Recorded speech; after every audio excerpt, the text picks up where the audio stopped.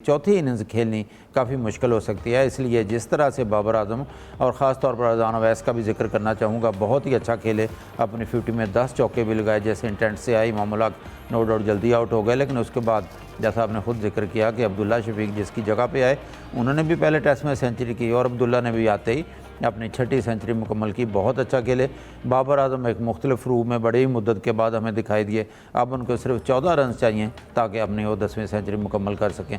तो हम अगर अच्छे की उम्मीद रखें और रखनी भी चाहिए, क्योंकि पहले टेस्ट में तो यही हुआ था कि जब दूसरा दिन ख़त्म हुआ तो हमारे जहनों में भी यही था कि कल पाकिस्तानी टीम बड़ा स्कोर करेगी, लेकिन बैटिंग फेल हो गई थी और 86 या 83 रन के इजाफे के साथ पूरी टीम वापस सिमट गई थी। अभी क्योंकि सिर्फ 2 खिलाड़ी आउट हैं, बाद में सलमान आगा, रिजवान मौजूद हैं, ख़ास तौर पर डेविड अवैस जफ़र भी मौजूद हैं, साजिद खान भी अच्छी बैटिंग करते हैं। तो तवक्को की जाती है कि पाकिस्तानी टीम 78 रन की लीड ख़त्म करते हुए जितनी भी कोशिश करेगी, और यकीनी तौर पर टीम मैनेजमेंट, हेड कोच, कप्तान, उनकी भी सोच होगी कि जितनी ज़्यादा लीड ले लेंगे उतना ही पाकिस्तानी टीम के लिए बेहतर होगा। तो ओवरऑल देखा जाए अब्दुल्ला शफीक बहुत अच्छा खेले, 107 रन पर हैं, और बाबर आजम ने भी बहुत क्लासिकल शॉट्स खेले और अपने फैंस को भी काफ़ी खुश किया, और जिसका यकीनी तौर पर टीम को भी फ़ायदा होगा। एग्जैक्टली सलीम खालिक साहब, 78 रन की जो डेफिसिट है वो क्लियर हो चुकी है। पाकिस्तान को लीड लेने के लिए कितने रन जो हैं वो मज़ीद चाहिए होंगे इस मैच को जीतने के लिए? क्या स्ट्रेटजी, बिकॉज जो हमने पहले मैच में तीसरे दिन गलतियां की थी, हमें उनको नहीं दोहराना है, इसके लिए क्या स्ट्रेटजी होनी चाहिए?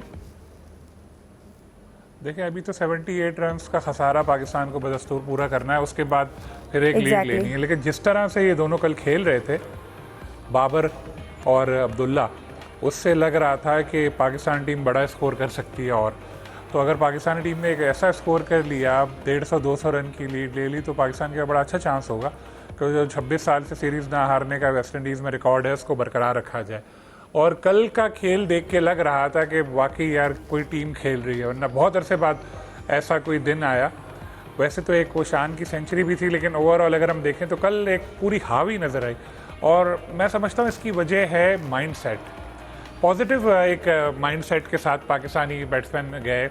अज़ान अवैस ने एक एग्रेसिव आगाज़ किया। बाबर जो आके बहुत टाइम लेते थे, उन्होंने आती 3-4 चौके लगा दिए। जब थोड़े बहुत रन बना लेते हैं तो कॉन्फिडेंस आपका वैसे ही बढ़ जाता है। अब्दुल्ला शफीक ने भी बहुत ज़बरदस्त इनिंग खेली, जिसकी वजह से 168 की पार्टनरशिप उनकी हो चुकी है। अब देखें, किस्मत इसी का नाम है। अब्दुल्ला शफीक, लेकिन सलीम साहब, आप क्या कहेंगे इस वक्त जो पार्टनरशिप चल रही है, ये तो नहीं कि फ्लैट पिच है इसलिए इस तरह से परफॉर्मेंस भी जारी है, और पता चले जब वेस्ट इंडीज आए तो वो भी इसी तरह से जो है पार्टनरशिप बना के स्कोर जो है वो बहुत आगे तक ले जाए? आपस की बात है, बात तो यही है। पहले मैच में जो पिच थी वो थी बॉलर्स के लिए साजगार, तो वहाँ पर परेशान हो गए थे। लेकिन ये पिच ऐसी है कि यहाँ पर ना रन बन रहे हैं और आइडियल यहाँ पर सिचुएशन है, तो अच्छा मौका है पाकिस्तान के लिए। पाकिस्तान के स्पिनर अभी थोड़े बेहतर हैं, वेस्ट इंडीज़ के जो स्पिनर है वैसा परफॉर्म कर नहीं पा रहे। अब ऐसा है कि जब मैं अब्दुल्ला का जिक्र कर रहा था, 20-24 16 की एवरेज, और 20-25 26 की एवरेज, और इस दौरान 16 इनिंग जो उन्होंने खेली, उसमें उन्होंने 1 सेंचुरी की और 1 50। अब वो टीम में थे भी नहीं। लकीली वो वेस्ट इंडीज़ आए हुए थे ग्लोबल सुपर लीग खेलने कलंदर्स के लिए। अनलकीली शान आउट हुए, तो चूंकि ये पड़ोस में ही थे तो उनको बोला आ जाए बेटा टीम ज्वाइन कर लो। आते के साथ ही 100 भी कर गए। बंदा जो T20 से खेल कर आ रहा है, उसकी किस्मत ऐसे पलटा खाया है कि वो अपने पुराने सारे आउट ऑफ फॉर्म वगैरह सब पीछे रह गया और ज़बरदस्त इनिंग खेल गया। बाबर के पास भी अच्छा मौका है सेंचुरी करने का। 4 साल बाद पहली सेंचुरी बाबर की देखने को हमें मिल सकती है। और बाबर के लिए लकी, हमारे लिए अनलकी कि हमें कोई ऐसा प्लेयर मिला ही नहीं कि हम 4 साल से उनकी फॉर्म में वापसी का इंतज़ार करते रहे। नो डाउट बहुत ज़बरदस्त प्लेयर है, और अगर सेंचुरी उन्होंने बना दी और नई भी बनाई तो भी उनका जो कॉन्फिडेंस अब बढ़ गया है, उसका दौरा इंग्लैंड में पाकिस्तान को बड़ा फ़ायदा होना है। अब तक पे मेरा जोर इसलिए है कि आपने खुद कई बार जिक्र किया अभी शुरू में भी कि हमारी टीम का पता नहीं होता, कभी कुछ, लेकिन अब तक की जो परफॉर्मेंस है वो बहुत अच्छी है।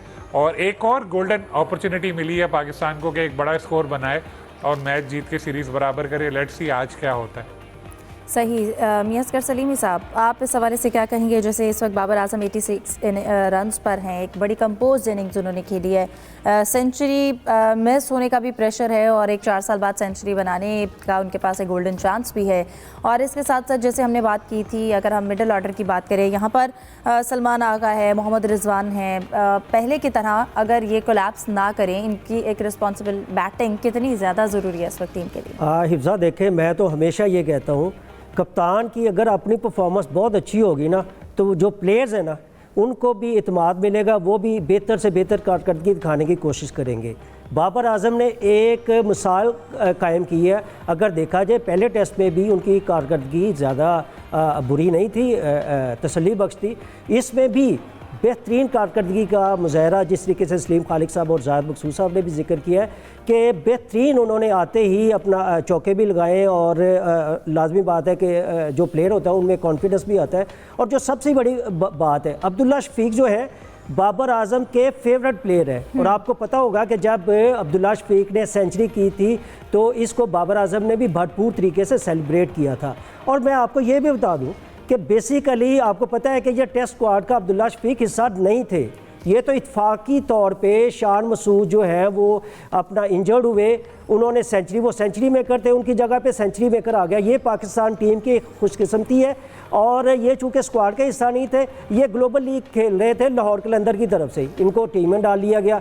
और इन पे भी कह सकते हैं, तुक्का भी कह सकते हैं। नहीं, तुक्का नहीं कह सकते। बेसिकली ये माड़े प्लेयर नहीं है, कमज़ोर प्लेयर नहीं है, इन पे लेबल लगा लिया गया है कि ये जल्दी आउट हो जाते हैं। हाँ, जो वाइट बॉल है इसमें इनकी कारकर्दगी इतनी अच्छी नहीं है, लेकिन टेस्ट में ये इतनी अच्छी कारकर्दगी का मुजाहरा कर रहे हैं।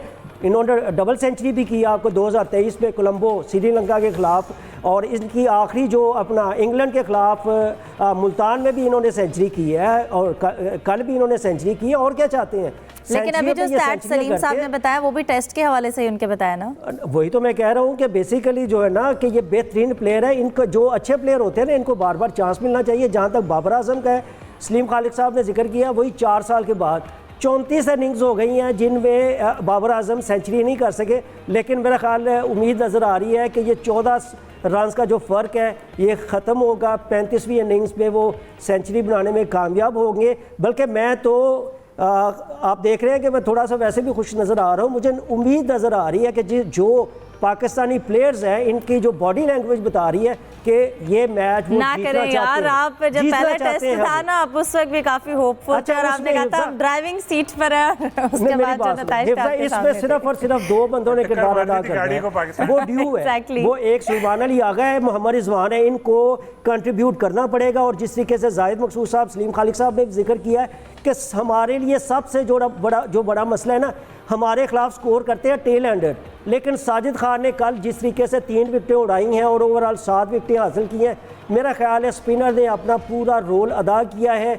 मैं समझता हूं कि हमारे जो बैट्समैन है वो भी बेहतरीन कारकर्दगी का मुजाहरा कर रहे हैं, और हमारे टेल एंडर्स जो है ना वो भी मैच ऐसे ही दे देते हैं। अगर उनके टेल एंडर्स जो हैं वो मैच का स्कोर बनाते हैं ना, तो यहाँ पर चीज़ें बड़ी अपोजिट चलती हैं।